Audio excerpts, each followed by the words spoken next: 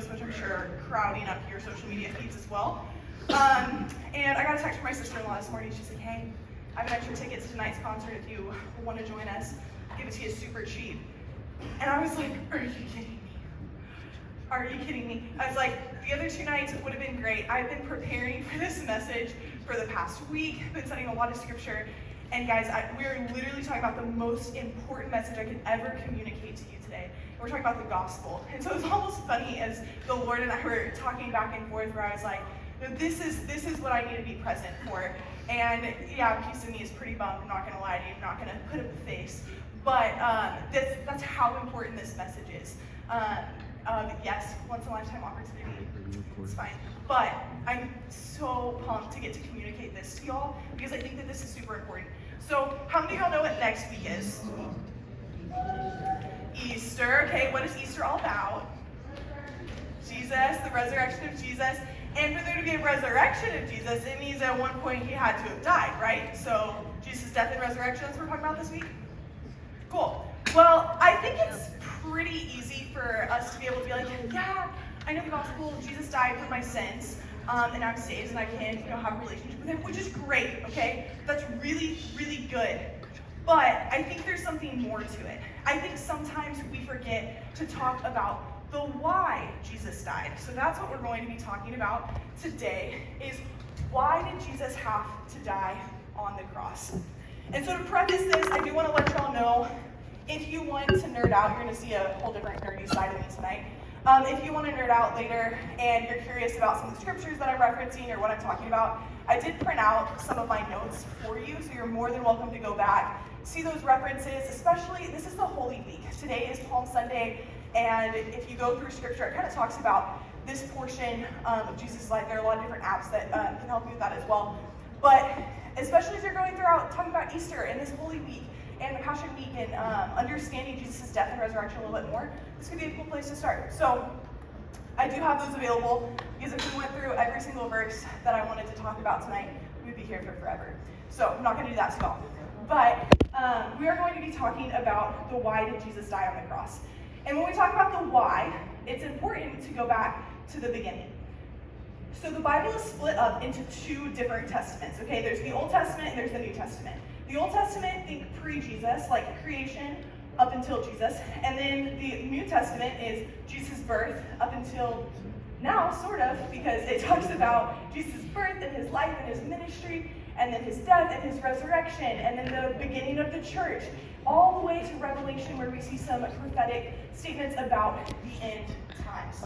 So with that being said, we are going to go back to the very beginning, to the first book of the Old Testament, Genesis. And guys, as I'm up here, I'm like forgetting how to spell. I practiced this, I promise. So bear with me on my spelling. That's not my strong suit. But we're going to go back to the beginning, which is Genesis. And so this is the first book of the Bible, and it tells the story of creation. Now, in this creation account, we have a few different characters. All right, we got God, we got Adam and Eve, we've got the serpent. Everybody boo real quick. Thank you. We don't like the serpent. Not a fan. Not a fan at all. But in this story, these are some of the characters that we're introduced to at creation.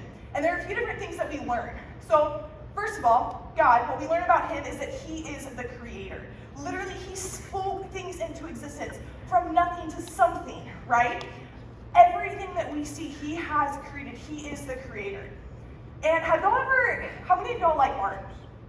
Anybody? Okay, cool, sweet. So if you have like an abstract painting and somebody looks at you and they're like, you did it wrong, it shouldn't be like that. It's kind of like, well, I get to choose what it looks like because I'm the creator of it, so I don't think you really get a say in if I did it right or not. Because you're the creator, it's your piece. And so that's how it works with creation, right?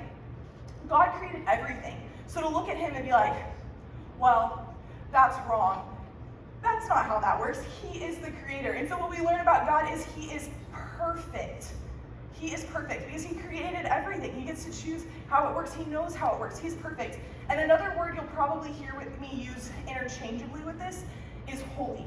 And I want to focus on that word a lot tonight because I think it really gives us the foundation for what we believe about God. All right, so that's who God is, and that's a little bit about what we learn about him.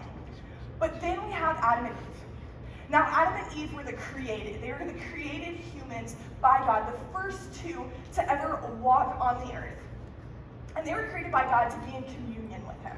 Now, we can all giggle here for a second.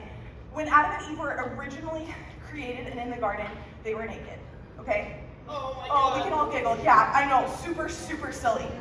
But there's something fascinating about this because they weren't ashamed of it. It wasn't something that they were embarrassed about. It wasn't something that was sexualized either, like we might know about in our society. But there was something unique to the fact that they were naked. It represented the fact that they didn't feel shame. That they were walking with their Creator and there was no shame at all. There was an opportunity to be vulnerable without fear of repercussion with that. Okay, and that's an important part of this story. Well, the first command, or the command that God gave to Adam in regard to the rules of the garden that he had placed them in, so he's like, listen, there are all of these amazing trees out here that you can get food from, but there's one, the tree of knowledge of good and evil. Don't eat from that one, okay? I'm asking you not to eat from that one, and if you do, you will surely die. Clarity is kind, right? God's being real kind. He's like, listen, this is the expectation. Do not eat from this tree, or you will die, all right? It's very clear. There's not a question mark there, okay? This perfect, loving Creator gave them everything, and he said, but one command. Well, if you have heard this story before, you know how it goes. The serpent comes in and is like, hey, listen, don't you want to be like God, knowing good from evil? He's applying to their desires what they want, right? And this happens to us all the time, where we're tempted with things that we want, right? Even if it's outside of what God has asked of us. And they decided to eat from the tree of the knowledge of good and evil. And what was the consequence for that? Well, remember, if you eat from that tree, you will surely die, right? That's what God said. The consequence for their disobedience was death. But that's not what happens next. Actually, what we see happen is a few things. One of the things that we see happen is they immediately become aware of their nakedness, meaning they're immediately aware of their shame. They feel the brokenness of sin. And now God is perfect. He is holy. He cannot dwell with sin. There's a brokenness there. The penalty for sin is death. The penalty for disobeying God is death. But instead what he does is he doesn't kill them. He kills an animal. And he uses that animal's clothing to clothe Adam and Eve and to remove that shame. And so we see a sacrifice. And guys, how many of you have a parent that asks you, what did you learn at Lyft tonight? After, like when you get in the car, anybody? A few of you? All right, you're gonna say this and everybody's gonna repeat after me. Substitutional atonement. Substitutional atonement. I'll write it up here. This is gonna be your magic statement for your parents tonight. You'll really blow their minds. Once again, my spelling, I'm like forgetting everything that I've learned right now. I know, isn't that awful? Hey. We love you, Caleb. Yeah. But we see that there's a price. Something did die, right? And in this case, it was an animal. But we also see something else. In Genesis 3:15, this is another really big word for you. This is just a fancy word. You can just say Genesis 3:15. But it's the proto-evangelium. And it's the first account that we see of the gospel, basically. That God is saying, all right, serpent. All right, evil. You may have won today. Sin may have entered the world today, but it is not going to last. For I have a plan where I'm going to send my son, and it is going to be, death is going to be no more. Sin is going to be no more. I am going to restore all things back to the way that I wanted, communion with my people. And sin separates me from my people. I'm going to restore it. And I have a plan, and you're not going to win. This is temporary. And God says that at the very beginning. Once we screwed up, we messed up, the penalty was sin, and God gave us an immense amount of grace. And it's where we begin to see this substitutional atonement. Like I talked about, big fancy fun statement for you. And that's kind of where it begins. Well, this continues on, and we have a book of the Bible called Leviticus. Everybody say Leviticus. Beautiful. It is hard to write and talk this fast. But we have the book of Leviticus, and this is the book of law, okay? And it actually outlines, and this is an act of grace by God, it outlines like, okay, if you commit this sin, this is the animal that you sacrifice, or this is the flour that you bring to the priest, or whatever it may be. He had specific sins outlined and what it was that was disobedient to him, and then the animal that could be sacrificed to temporarily ease that, right? The death as the penalty for the sin, right? And so this book outlines what that looks like, okay? And so in this book, there's something else that we see that's pretty fascinating. These animals had to be pure, meaning without blemish. There had to be an aspect of perfection for them to be a worthy sacrifice. Because remember, God is perfect. He is holy. And so he needed a perfect sacrifice, okay? And so in the book of Leviticus, there's something fascinating that's mentioned. And this is not as in-depth as I could go with the temple and the tabernacle and all that kind of stuff. But it was where they worshiped God, basically. And he dwelt in the Ark of the Covenant. So I'm going to just draw that there, in a place called the Holy of Holies. Okay? So this was whenever there was worship or sacrifice, how God dwelt with his people, with there being sin, was in the Holy of Holies, in the Ark of the Covenant. But listen, not anybody could just go into this room, because to stand amidst God with sin is to literally die. You couldn't see God's face and live. That's not how it works. You couldn't be in his presence because he is holy. All right? Does that make sense? He's holy. You could not be in his presence. So this is what would happen. There would be one man, a priest, the high priest, that would get to go in one day a year, the Day of Atonement, after doing a ton of cleansing rituals and animal sacrifices and all of this kind of stuff. He could go in. But get this, if he didn't do it right, he could still die. Because God is that holy and could not be in the presence of sin. And so they would literally tie a rope around his leg, where if he went into the Holy of Holies and then he dropped dead, they could pull his body out. Guys, that's how serious sin is. It cannot be in the presence of our God because he is holy. He is perfect. Now this Holy of Holies, and this is going to be really important in a second, was separated by a veil or a curtain, depending on the translation that you're in or how it talks about it. And this wasn't like a piece of fabric or something like that. It's not like this thin kind of curtain. Think like the thickness of your palm and 60 by 30 feet, okay? This is a big curtain, a really big heavy curtain, okay? And that's what separated the Holy of Holies from the rest of the temple. Cool? Well, here's the thing. Animal sacrifice was never going to do it. That was never going to be enough. And like God said, he had a plan. He had something else in mind to make this happen. And so we begin to see these prophets talking about what's to come. And they begin talking about the Messiah, the one who is going to save them. His birth is prophesied. Those that will come before him, what his life and his ministry will look like, his death and his resurrection. All of these details. I was talking to Don earlier today. He was telling me about these details that are prophesied way ahead of time, and we see them come to fruition whenever Jesus is born. And he lives his life perfectly without flaw, tempted in the same ways that we are. But he doesn't mess up. He doesn't give in. He remains perfect. He's God in the flesh, walking on earth, humbled himself with the sole intent to fulfill the law and to die the death we deserve, so that once again we could have a relationship with God again. That was Jesus' mission when he came to earth, was to bring back our ability to be with God again. And something fascinating happens when Jesus dies. I don't know if this verse has ever been significant to you before, but I believe it will be now. It says when Jesus died, the veil was torn from top to bottom in the temple that we just talked about. It was torn.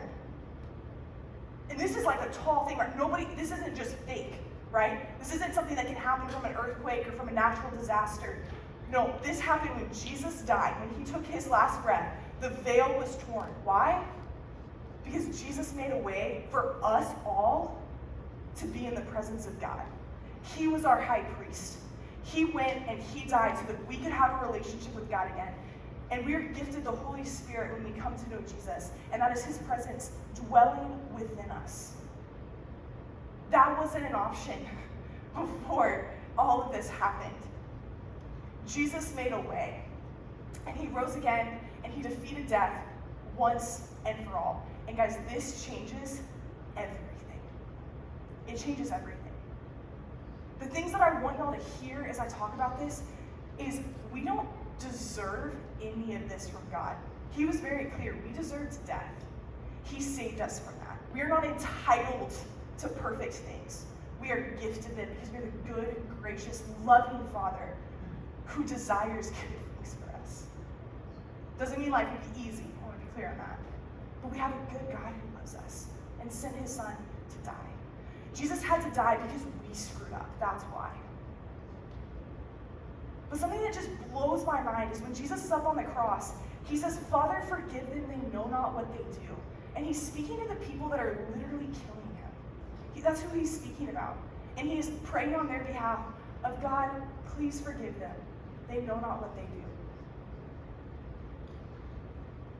God chooses you. Jesus chooses you. Jesus died for you. Whether you ever choose him back. Whether you ever choose to come into a relationship with him or not, he wants a relationship with you. You were worth dying for him. He was thinking of you on the cross. And that's a big deal. So you may be asking yourself, now what? Okay, that's great, Ashlyn. Now I know this cool fact, but now what? Well, one, if you haven't made the decision before to have a relationship with Jesus, that decision is before you today. And there's no special words, there's no secret prayer. It's, God, I get it now. I get it now. I messed up, and you're good, and you're gracious, and I want to have a relationship with you. That's what it is. There's nothing, there's no special word for word what you have to follow. It's, God, I get it now. And then you're gifted the Holy Spirit who will begin to guide you. And a fancy word for that is convict you. So that your life can begin to look more and more like Jesus. Where you'll find yourself loving other people better, taking care of other people better. If y'all remember, we had a sermon series on the fruit of the Spirit in the fall. You'll begin to embody these fruit and just love people really well. So where people are going to ask questions and be like, oh my gosh, why are you so nice to everybody? Or why did you forgive that person? And then you have the opportunity to tell them the good news. Because Jesus did it first. He modeled it for you. And you want to model it for everybody else so that they can come into a relationship with him too. By believing this, by recognizing you're wrong and putting your faith in this, and then choosing to live your life in a way that honors God, and coming back to him whenever you mess up, because it's the best decision I've ever made. It doesn't make it easy, but it's the best decision I've ever made. I'm going to go ahead and invite Will up, and he's going to set up a song for us. And guys, this song has been on my mind the entire time I've been prepping for this message. And it's called All Hail King Jesus. And what I love about this song is it reminds us of, once again, the holiness of God and the fact that we don't deserve any of this. But Jesus stood in the gap that we could never fill. And he died and he rose again because he wanted to restore the opportunity for us to be in a relationship with God again. And so as Will sings this, I'm going to ask our leaders to go ahead and go to the back. And I want y'all to know, you don't have to go to the back. If you need to make that decision tonight, you have the opportunity to do so right in your seat. We want to celebrate with you. We want to hear about it. But this is between you and the Lord. Maybe you're feeling really weighed down by your sin right now, and you hear this and you're like, dang, my sin put Jesus up on the cross, and that's a big deal. This message is not to make you feel shame, because that is not the gospel. The gospel is actually freedom. Freedom from that. So maybe you need to spend some time and you just need to confess and be like, God, help me remember what Jesus did on the cross, and that I don't have to feel burdened by my sin anymore. That he actually took that from me. He took that burden off of me. Or maybe you feel compelled for something in your life to change, to share this message with somebody. But I want you to spend some time just reflecting with the Lord. And remember that the veil was torn. You have an opportunity to be in relationship with God, and that is good news. Let's pray. Father, thank you so much for these students. Thank you for this opportunity that we have to gather and worship you. Thank you for the good news of the gospel, Lord. The fact that Jesus came and died and rose again, not because we deserve it, but because you love us that much. That you're not a mean God, you are a gracious God. That we messed up and you paid the cost, and that's a big deal. Lord, I pray that this message stirs within our heart and that we don't leave the same way, because we recognize the weight and the goodness of this news. Father, I pray for this time of reflection during this song. For all these things in Jesus' name, amen.